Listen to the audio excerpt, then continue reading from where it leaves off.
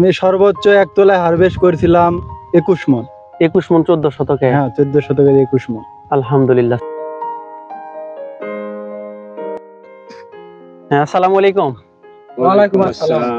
দর্শক, আমরা দুপচাচিয়া উপজেলার বগুড়া জেলার দুপচাচিয়া উপজেলার কিছু মরিচ চাষীদের সাথে কথা বলবো।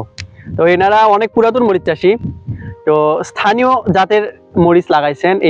এই মরিচটা কিন্তু উপর দিকে ধরে, এই যে দেখেন উপর দিকে ধরছে, ঠিক আছে। কিন্তু আমরা আপনাদের মানে পরামর্শ দেই হলো হাইব্রিড জাতের মরিচটা লাগানো, কারণ এই দেশীয় স্থানীয় এই মরিচগুলো কিন্তু দু এক ঝাড়া মরিচ উঠানোর পরেই কিন্তু মরিচটা শেষ হয়ে যায়। তো তাদের মুখ থেকে আসলে শুনি মানে এই মরিচটায় কেমন মানে লাভবান হওয়া যায় এবং হাইব্রিড থেকে আসলে কতটুকু লাভবান হওয়া যায় এই বিষয়টা আমরা জানবো। আর মুসলিম ভাই, আপনি গত বছর যে বিজলি গোল্ড 2020 লাগাইছিলেন, ওইটা আসলে কেন লাগাইছিলেন আর কেমন ফলাফল পাইছেন? আমি লাগাইছি বিজলি গোল্ড 2020 সামনেবার। তো লাগানোর পরে এই জাতটা খুব মানে বৃষ্টি সহনশীল, তাপমাত্রা সহনশীল, তারপরে বালাইনাশক এগুলা মানে খুবই কম ব্যবহার করা লাগে, তো ফলনও খুব বেশি। আপনি কত শতক জমিতে করছিলেন? আমি সামনেবারে 14 শতক লাগাইছিলাম। মানে গত বছর আপনি 14 শতকে 14 শতকে সর্বোচ্চ হারভেস্ট করেছেন কত মণ? আমি সর্বোচ্চ এক তোলায় হারভেস্ট করেছিলাম 21 মণ। 21 মণ 14 শতকে? হ্যাঁ, 14 শতকে 21 মণ। আলহামদুলিল্লাহ, চিন্তা করছেন? তার মানে শতকে 1.5 মণ। আর বিঘায় কত হচ্ছে? বিঘায় আপনার 29 শতক হয়, মানে বিঘায় 45। 29 শতকে বিঘায় হলে তাহলে 45 মণ মরিচ, মানে এক ঝাড়ায়। তাহলে কি রকম মরিচ হওয়া লাগছিল, এটা কিন্তু কেউ বিশ্বাস করবে না। আপনার এই যে আমাদের দর্শকগুলো আছে, হ্যাঁ, এরা কিন্তু কেউ না, আমাদের এলাকার লোক আমি যখন তুলছি তখনই বিশ্বাস করেনি, কিন্তু সরাসরি দেখার পরে বিশ্বাস হয়েছে যে হ্যাঁ, এই শোনার পরে গাছ দেখতে গিয়েছিল, উনিকে গাছ দেখতে গেছিল, ওখানে যাওয়ার পরে সরজমিনে দেখার পরে বিশ্বাস করছে তখন না। আর আপনারা যদি দেশাল জাত করতেন তাহলে এগুলোর কেমন রেজাল্ট হতো?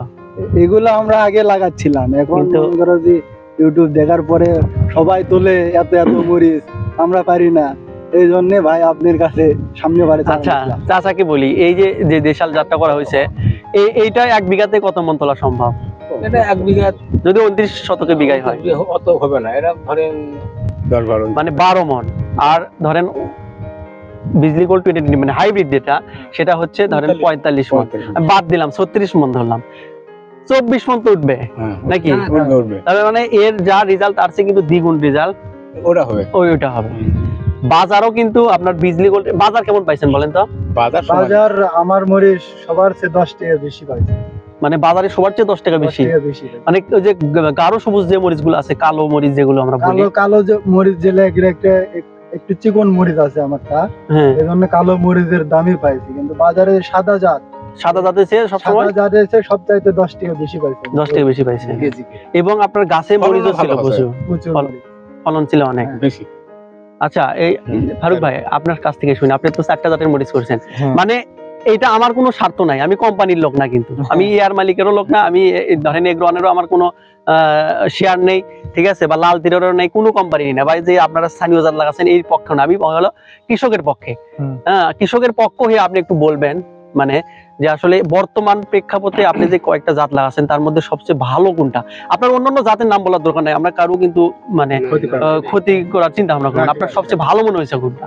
আপনি একটু মানে যারা কৃষি কাজ করে, যারা কৃষক, তারা কিন্তু বেশি প্রতারিত হয় জাত নিয়ে, তো তাদের উদ্দেশ্যে একটু বলবেন যে কোন জাতটা আপনার কাছে বেস্ট মনে হয়েছে? না, আমি বলতে চাচ্ছি যে আমি যেহেতু অল্প লাগাইছি, এবার বেশি লাগাইনি, অফ সিজন যেহেতু দেখার জন্য অল্প লাগাইছি, 4টা জাত করছি। তো তার মধ্যে আমার কাছে যেটা বেস্ট মনে হয়েছে সেটা হচ্ছে আপনি বিজলি গোল্ড 2020, এটাই বেস্ট মনে হয়েছে। আচ্ছা, এখন এখানে মানে আপনি ধরছেও বেশি, আর বিশেষ করে ঝিমিয়ে পড়া রোগ যেটা হচ্ছে, ঝিমিয়ে পড়া, ঢলে পড়া, ব্যাকটেরিয়াল উইল যেটা, ওটা আপনি এই যাতে নাই বললেই চলে, নাই বল মানে এখন তো বিশেষ করে আপনি যে তীব্র খরা বা তীব্র বৃষ্টি, মানে এখন এই সিজন না, হয়তো বৃষ্টি তো হচ্ছে 10-15 দিন বৃষ্টি হচ্ছে, আবার রোদ হচ্ছে, রোদই হচ্ছে, এই সময় এই বিজলি গোল্ড 2020 সার্ভিস ভালো দিচ্ছে। তাহলে এটা যদি আমরা যদি জুন জুলাই আগস্ট মাসে যদি লাগাই তাহলে আরো ভালো রেজাল্ট। তখন সিজন তো এটাই, আপনি বিশ্বাস করেন আর না করেন, বিজলি গোল্ড 2020 যারা বর্ষাকালে মানে অতিরিক্ত বর্ষা যখন হয়, ঠিক আছে, ওই সময় যারা চাষাবাদ করছিল জুন জুলাই, তারা সবচেয়ে রেজাল্ট ভালো পাইছে অন্য যত জাত আছে। মানে এর ওই যত বৃষ্টি এর রেজাল্ট নাকি তত বেশি ভালো। ঠিক আছে, যত বৃষ্টি হবে ওই জুন জুলাই আগস্টে এগুলো বেশি ভালো হবে। তাহলে আপনাদের স্থানীয় যে বিভিন্ন জাত আছে বা আপনারা অনেক আগে থেকে বলতে কি আমাদের এখানে বিশেষ করে আমাদের কৃষক এখানে লাল তীরের প্রিমিয়ামটা এগুলো সুপার, এগুলো খুব চলে। কিন্তু আগের মতো আর রেজাল্ট দিচ্ছে এগুলো না, এগুলো রেজাল্ট সবসময় ভালো হয় ভাই, সবসময় ভালো। কিন্তু এই বিজলি গোল্ড 2020 এটাও ভালো হবে, এটাও ভালো। আপনি যদি ধরেন সাপোজ প্রিমিয়ামই করতেন, এই মানে মুসলিম ভাই বলি, আপনি যদি প্রিমিয়াম করতেন, আপনার 14 শতক থেকে সর্বোচ্চ কত মন তোলা সম্ভব ছিল? 14 শতকের থেকে 9 মন 10 মন এরকম। আর সেখানে আপনি উঠাইছেন হলো 21 মন। দামও বাজারে কিন্তু বিজলি গোল্ড আগে আছে, এইগুলো এই দিকে আগে আছে আর কি। তার মানে আগামী বছর যদি আপনারা মরিচ চাষ করতে চান তাহলে কোনটা করবেন? বিজলি গোল্ড 2020। বিজলি গোল্ড 2020 করুন। হ্যাঁ, এটা ভালো ভালো জিনিসকে ভালোই বলতে হবে, সেটাই তো নাকি। আর আজকের ভিডিওটি বিশেষ করে এই বগুড়া জেলার কাহালু দুপচাচিয়া অঞ্চলের যারা মরিচ চাষি আসেন তাদের উদ্দেশ্যেই করা। তো আপনারা আসেন আমাদের কাছে, আর যদি মরিচ চাষ করতে চান অবশ্যই আমি বলবো মালচিং দিয়ে মরিচ চাষ করবেন। মালচিং দিয়ে বর্ষাকালে মরিচ চাষ করলে এই যে মাটি শক্ত হয়ে যাওয়া বা গাছ মারা যাওয়া, ব্যাকটেরিয়াল উইল্ড, আগাছা, বিভিন্ন ধরনের সমস্যা থেকে কিন্তু আমরা আমাদের মরিচ ক্ষেতটাকে রক্ষা করতে পারবো।